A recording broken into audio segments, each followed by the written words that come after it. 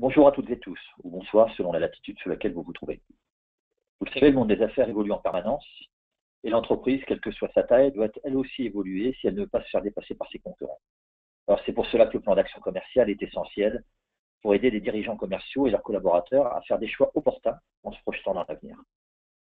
Mais au fait, le plan d'action commercial, est-ce que c'est bien clair pour tout le monde? Est-ce que ça vous dit quelque chose vraiment? À quoi sert-il? Comment le réaliser? Comment le suivre et en tirer profit lorsque l'on participe au développement commercial de l'entreprise? Bien, je vous propose, avec Advances, de regarder cela ensemble en une trentaine de minutes. Donc, dans un premier temps, nous revisiterons ensemble quelques fondamentaux, entre guillemets, du plan d'action commercial et la méthode GKD. Puis, nous verrons comment Advances peut vous aider à construire et à suivre votre plan d'action commercial. C'est parti. Alors, c'est quoi un plan d'action commercial? Tout d'abord, c'est en fait la traduction sous forme d'action concrète de votre stratégie commerciale. C'est également un outil de décision et de communication précieux qui montre les cibles prioritaires à travailler pour la période à venir, les actions à engager sur ces cibles. Alors, pour mieux les connaître, pour en faciliter l'approche, pour s'adapter en interne, pour augmenter ses chances de succès auprès d'elles, et bien sûr, pour remporter des ventes. C'est également une présentation par type d'action avec une vue d'ensemble du planning.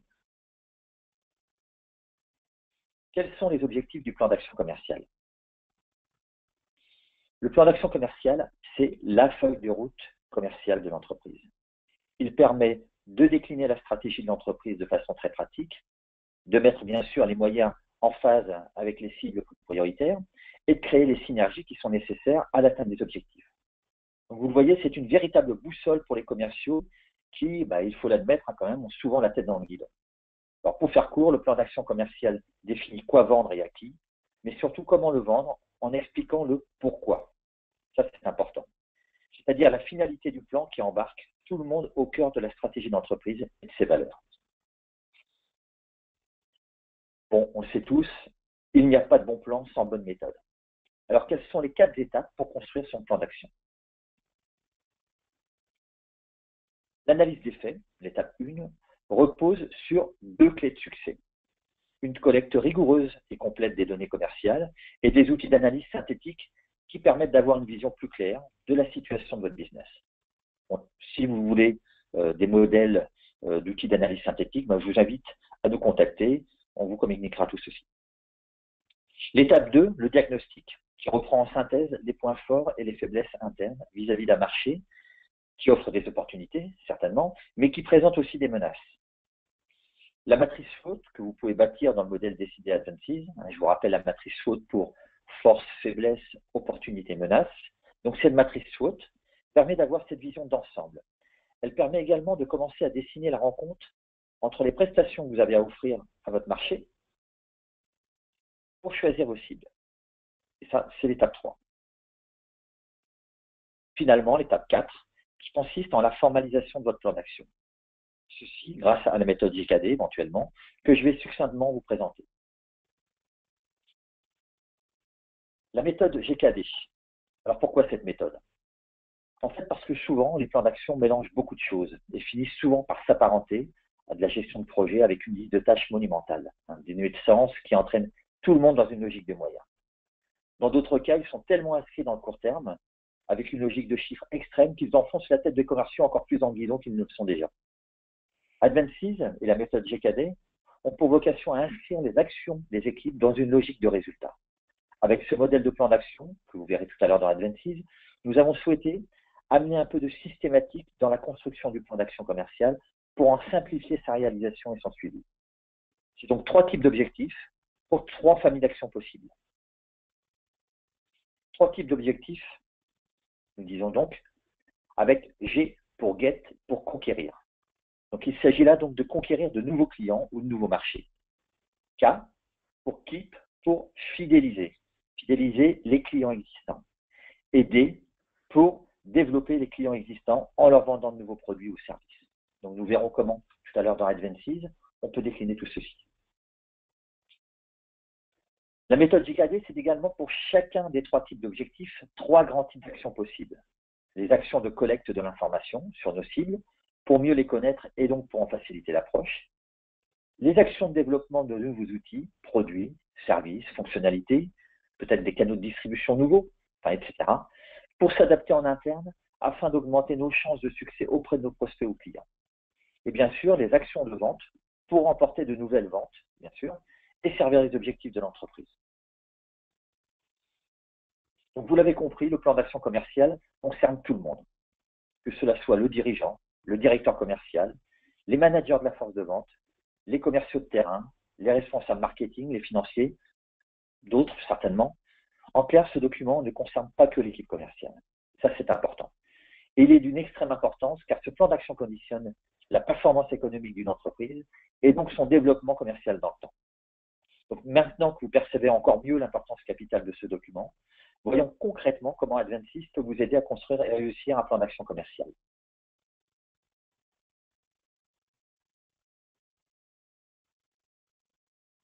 Pour accéder à Advensys, il vous suffit d'aller sur advensys.com. Si vous n'avez pas de compte, il vous suffit de cliquer sur prix et de s'inscrire en offre free. En offre free, vous pourrez travailler en mono-utilisateur avec 2 plans stratégiques simultanés et 2 plans d'action simultanés, ceci sans engagement et en toute gratuité sans limite dans le temps. Par la suite, si vous avez des besoins complémentaires, vous pourrez passer en mode payant pour pouvoir soit collaborer, soit passer en nombre de projets illimité. À partir du moment où vous aurez un compte, vous pourrez à tout moment revenir sur advensys.com, cliquer sur le bouton connexion en haut à gauche pour accéder à votre compte, où on vous demandera votre mail pour vous loguer, et ainsi que votre mot de passe.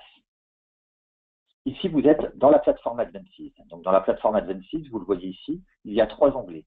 Un onglet de page d'accueil, dans lequel vous pourrez regarder une démo de 6 minutes pour la partie décidée, qui concerne plutôt la phase amont du plan d'action, et la partie agir que nous allons voir ensemble maintenant, avec une démo de 3 minutes également si vous le souhaitez. Vous avez également un guide utilisateur que vous pouvez télécharger à tout moment. En cliquant sur l'onglet Agir, on arrive sur cette page et je vais pouvoir créer un nouveau plan d'action. La première chose à faire lorsqu'on crée un nouveau plan d'action, c'est de sélectionner l'espace de travail ou encore l'organisation dans laquelle on souhaite collaborer. Donc ici, pour ma part, je vais choisir Advensys Test, par exemple. Et dans Advensys Test, je vais choisir, pour ma part, le modèle concevoir son plan d'action commercial. Il va de soi que si vous le souhaitez, vous pouvez choisir un modèle de plan d'action vierge, c'est-à-dire qui sera totalement vide, que vous pourrez consolider par la suite. Donc, pour le webinaire qui nous concerne, on vient ici. La première chose que vous aurez à faire en abordant ce plan d'action commercial, bien sûr, ça sera de le lancer en cliquant sur le bouton en bas à gauche. Une fois que cela sera fait, vous allez pouvoir, dans cette partie ici, définir la finalité et le but de votre plan d'action commercial. Donc, on vous propose ici un certain nombre d'éléments qui doivent vous aider à cadrer votre plan d'action commercial pour bien définir quelles sont les finalités et le but de ce plan. Donc, en vous posant les questions quoi, qui, où, quand, comment, combien, pourquoi. Ceci dans votre contexte de développement, quelles sont vos cibles prioritaires, quels produits et services vous souhaitez vous développer, quel couple prestations clients souhaitez-vous développer, le pourquoi et la raison d'être du plan d'action, et ainsi de suite. Donc vous avez tout ceci. Vous pourrez supprimer toute cette partie-là et remplir la finalité de votre plan d'action. Une fois que ceci sera fait, vous pourrez rentrer la date de début du plan d'action et la date de fin du plan d'action que vous souhaitez lancer. Donc vous avez peut-être remarqué que, et vous remarquerez que les dates se mettent à jour au jour du téléchargement du plan d'action.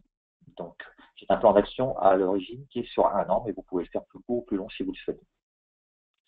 Si nous regardons un petit peu plus bas, nous avons nos 3 types d'objectifs que nous retrouvons ici, avec nos objectifs de conquête, de fidélisation et de développement. Si je rentre dans le premier objectif de conquête, nous allons pouvoir voir que nous avons déjà décliné un certain nombre d'actions pour vous orienter dans la formalisation de votre plan d'action. Bien sûr, cette liste n'est pas exhaustive. Vous voyez que pour naviguer, si je souhaite revenir au plus haut du plan d'action, au niveau de la finalité des objectifs, il me suffit de cliquer sur « Définir mon plan d'action commercial ». De la même façon ici, On retrouve donc la page avec la finalité et les 3 objectifs. Si vous souhaitez, vous pouvez rajouter un objectif, si cette liste ne vous paraît pas exhaustive. Et en bleu, ici, vous avez la possibilité d'accéder au planning du plan d'action et en vert, à tout moment, d'exporter votre plan d'action qui comprendra l'ensemble du contenu sur un tableau Excel. Donc, si je regarde la vue d'ensemble du planning, c'est important de voir que l'on retrouve en vert nos 3 objectifs. Si j'ouvre le premier objectif de conquérir de nouveaux clients, on va voir qu'on va retrouver l'ensemble des actions en bleu. Et pour chacune des actions, on va définir un certain nombre de tâches. Donc vous voyez ici que par défaut, la date de début et la date de fin de chacun des objectifs, chacune des actions et chacune des tâches est la même. Bien sûr, il dépendra de vous de bien caler ces dates de début et dates de fin. Pour sortir du planning, je clique sur la croix en haut à droite. Donc comment cela se passe?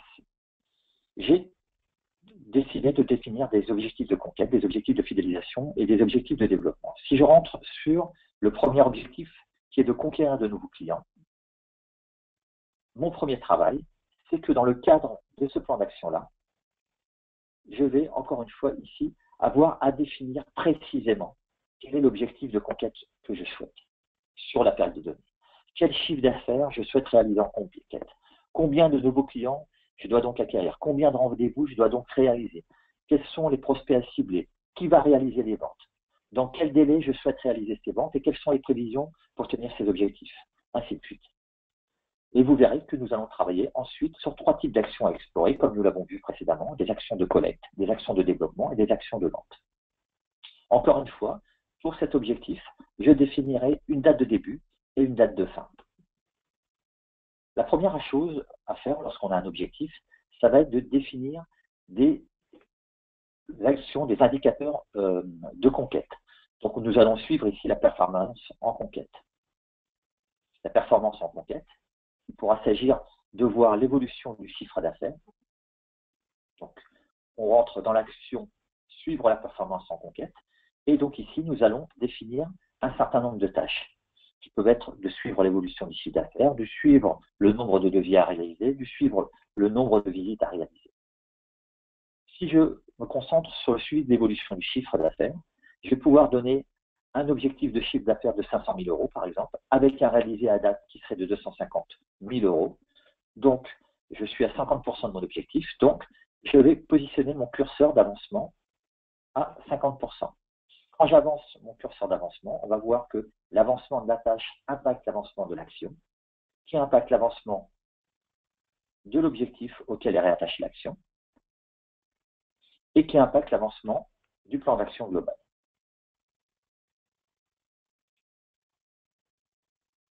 Voilà, c'est un important. Si je remonte plus haut sur mon tableau de bord, j'ai mon plan d'action qui est de définir mon plan d'action commercial avec une date de début, une date de fin. Je suis seul, donc pilote, un membre uniquement qui apparaît ici. Et le plan d'action est avancé à 1%. Si j'ai plusieurs plans d'action à suivre, eh bien, je pourrais suivre l'ensemble de ces plans d'action sur ce tableau de bord. Je vais retourner dans mon plan d'action. Donc, nous avons vu comment créer des indicateurs de performance. On peut éventuellement créer des indicateurs de suivi de budget également par type d'action, en fonction des actions que nous aurons retenues. Donc, pour créer une action, nous allons le voir ensemble, il suffit de créer une nouvelle action ici en bas.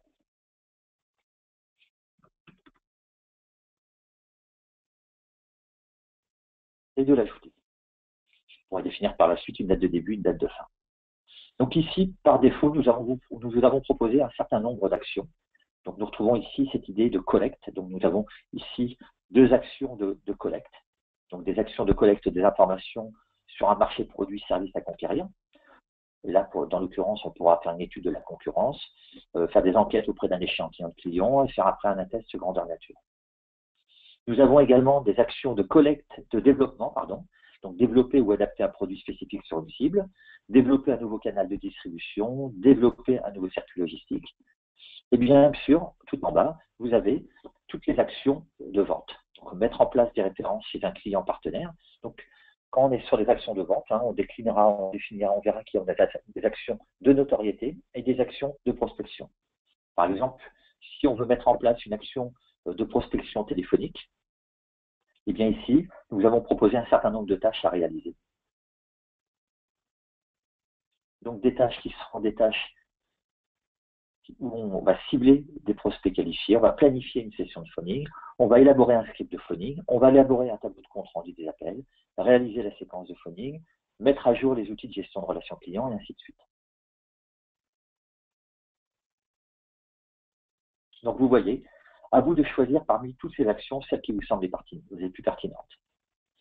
Ce qui va être très important, c'est qu'à partir du moment où vous allez choisir par exemple de lancer une organisation, d'organiser une session de prospection téléphonique, ça va être à chaque fois que vous allez le réaliser, pour chacune des tâches, il est important d'assigner une personne à une tâche.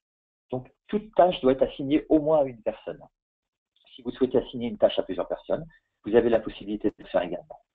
Pourquoi il est important d'assigner les tâches aux personnes? Parce que ici, vous avez un lien qui s'appelle Mes tâches, dans lequel vous allez pouvoir suivre les tâches qui vous concernent par plan d'action. Donc ici, c'est votre tableau de bord pour suivre les tâches et uniquement les tâches qui vous ont été assignées. Si je souhaite après par la suite, donc vous avez ici un certain nombre de filtres qui vous permet de faire la différence entre les tâches qui sont nouvelles, celles qui sont en cours, celles qui sont à réaliser, et ainsi de suite. Vous avez également une possibilité de rechercher une tâche particulière par mot-clé.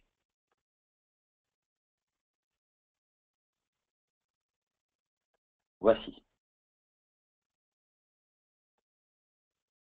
Maintenant, nous savons, lorsque nous sommes à réfléchir sur des actions à mener pour un objectif donné, nous l'avons vu ici, nous avons une sacrée liste. Il est clair que nous ne pourrons pas tout faire.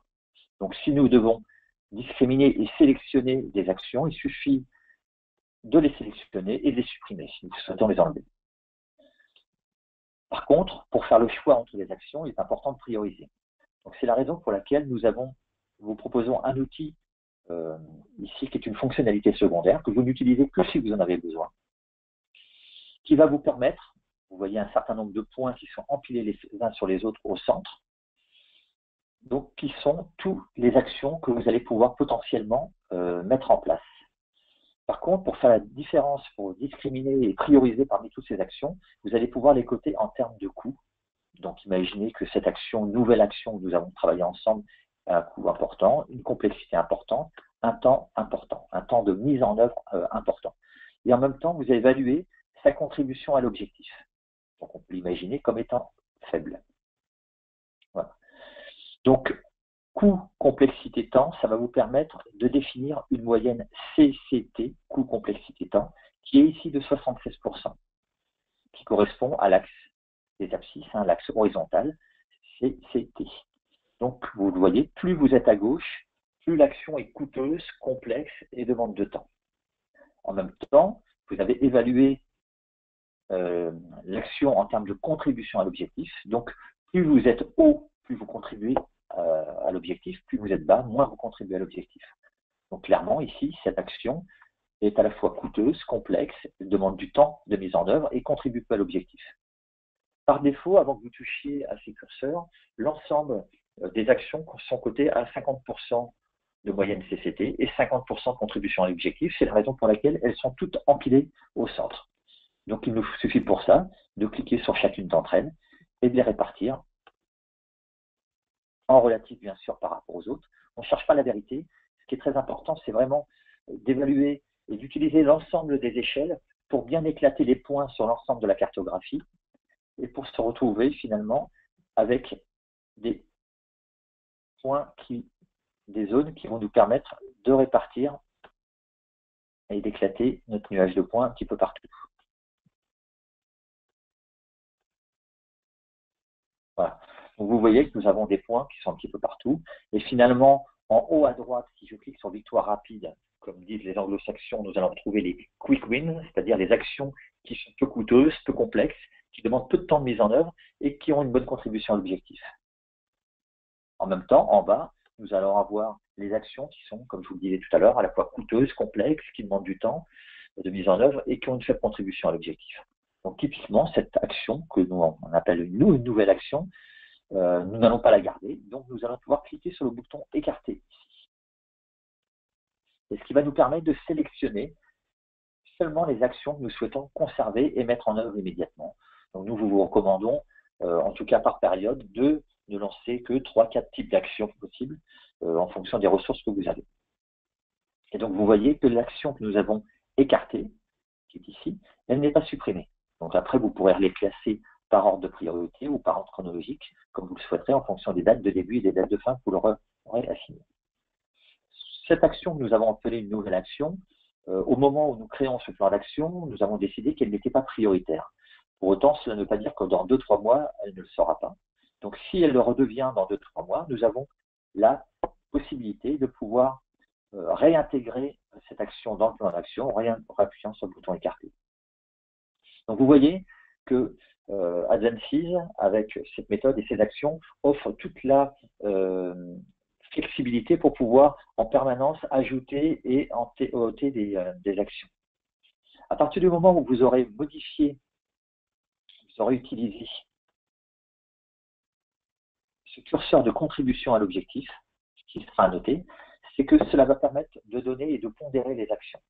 C'est-à-dire que si vous créez une tâche test, que vous l'ajoutez, que vous ajoutez un membre, vous assignez un membre à cette tâche, lorsque celui-ci va faire progresser sa tâche, ce qui va impacter l'avancement de l'action, qui va impacter l'avancement de l'objectif, mais du coup au prorata de la contribution de l'action à l'objectif. Pour être plus clair, une action que nous aurons pondérée comme ayant une forte contribution à l'objectif va impacter fortement l'avancement de l'objectif, contrairement à une action que nous aurons cotée à faible contribution.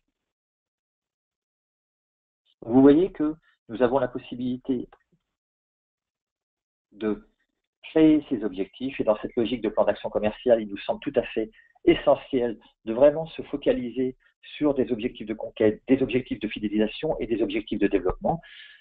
À vous après d'identifier les actions de collecte, de développement et de vente qui seront les plus pertinentes par ce type d'objectif.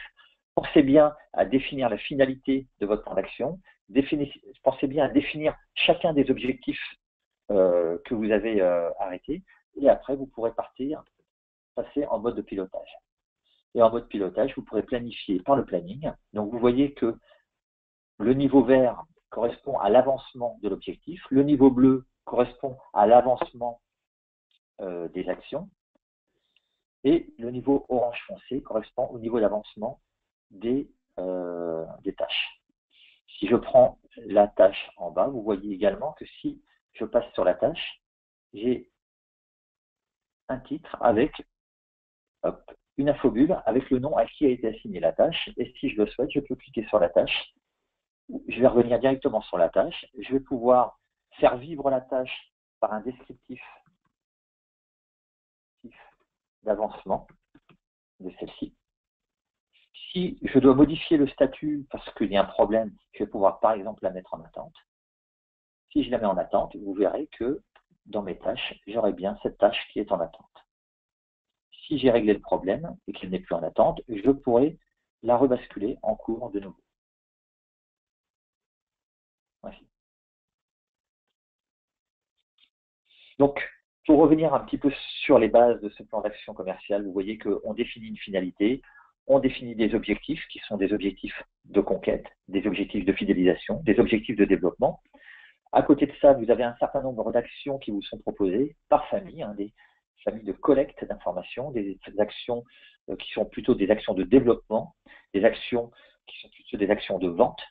Et donc, c'est important d'avoir tout ce mix. C'est important de participer et de partager ce plan d'action également, puisque outre tout ce que l'on a abordé tout à l'heure, qui nous explique bien en quoi le plan d'action est nécessaire pour une organisation, c'est qu'un plan d'action, ça permet également, outre le fait de donner un cap, ça permet également, quand il est partagé, de créer la cohésion et de créer les conditions de la bonne collaboration. La collaboration, c'est un mix entre la coordination et la coopération. La coopération, c'est accepter de travailler ensemble. Donc, Advances va y participer en amenant de la transparence. Et la collaboration, comme je vous le disais également, c'est également de la coordination, c'est amener de la méthode. Et vous le voyez, Advances amène également de la méthode. Donc, nous en avons terminé pour aujourd'hui. Je vous remercie pour votre attention. Si vous le souhaitez, vous pouvez me joindre sur christophe@advances.com pour poser vos questions. Je vous invite bien sûr à créer un compte gratuit pour tester dès aujourd'hui ce nouveau modèle de plan d'action. Pour la suite, je vous dis au prochain webinaire, le 22 décembre à 11 h, qui sera consacré à la conception et au développement d'un nouveau produit. Et vous pourrez par la suite y trouver également ce nouveau modèle de plan d'action. Merci, à bientôt, au revoir.